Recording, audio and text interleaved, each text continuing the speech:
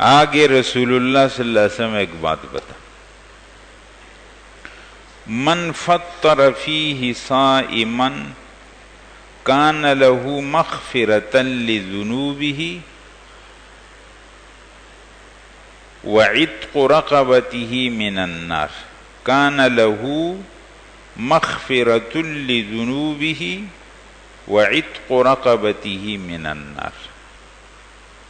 جس نے رمضان میں کسی روزہ دار کو افطار کرایا، اس کو کچھ سامان دے دیا اور اس روزہ دار نے اپنا روزہ اس کے اوپر کھول لیا، تو فرمایا کہ یہ جو روزہ افطار کرانا ہے یہ اس آدمی کے گناہوں کی مغفرت کا سبب بنے گا، اس عمل کی وجہ سے اس آدمی کے گناہ اللہ معاف کرے۔ اور نمبر 2 کیا بات ہے، جہنم کی آگ سے اس کی گردن آزاد ہو جائے۔ کس عمل پر؟ افطار کرائے۔ کسی روزہ دار کو آپ نے افطار کرا دیا، گناہوں کی معافی، جہنم کی آگ سے آزادی۔ اب دیکھو صحابہ نے ایک سوال کر لی، صحابہ کے سوالات سے ہمارا کام آسان۔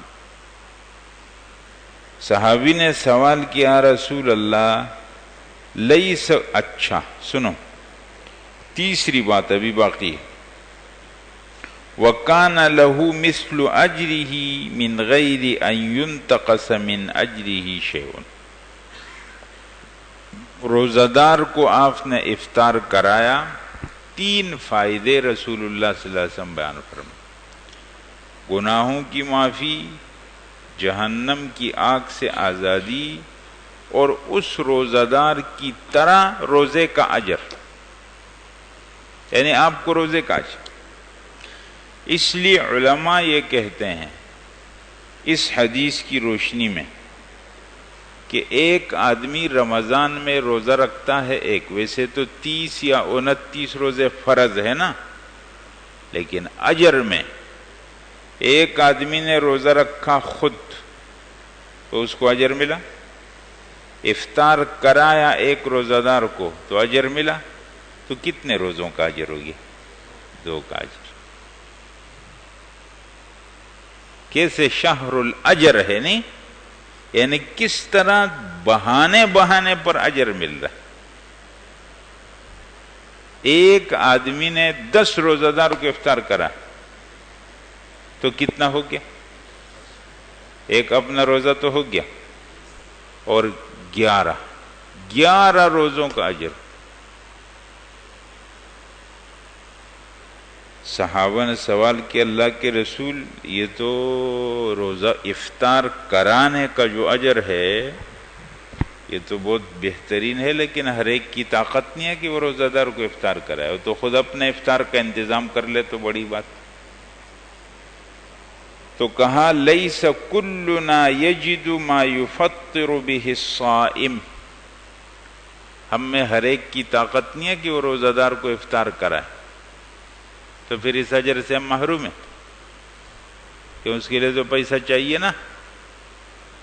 رسول اللہ صلی اللہ علیہ وسلم نے فرمایا، یعطی اللہ ھذا الثواب، اللہ تعالیٰ یہ ثواب دیتے ہیں اس آدمی کو بھی، من فطر صائما علی مثقۃ لبن او شربۃ من ماء، جو لسی کا گھونٹ پلائے یا پانی کا گھونٹ پلائے، یہ والا اجر ملے گا۔ بتاؤ، آسان ہو گیا نہیں؟ ایک گلاس پانی آپ نے دے دی، یہ والا اجر ہو گیا۔ اس لیے میں ساتھیوں کو یہ کہتا ہوں کہ روزہ مسجد کے اندر افطار کرو، اور جو آپ کے پاس میسر ہے وہ لے کر کے آ جاؤ، اور کچھ بھی نہیں ہے ایک گلاس پانی گھر سے اٹھاؤ لاؤ، یہاں جو اجتماعی نظام ہے وہ کوئی کسی کا محتاج نہیں، یہ بات اپنے ذہنوں سے ٹھیک کر لینی چاہیے۔ کوئی سمجھتا ہے نا کہ شاید میرا کوئی کسی کا محتاج نہیں، ہاں ہم میں سے ہر ایک اس اجر کا محتاج۔ سمجھ آیا؟ ہاں، ایک گلاس پانی اٹھا لیا اور آ گئے، یہاں مسجد میں جو کولر میں پانی رکھا ہے وہ اس میں شامل ہے۔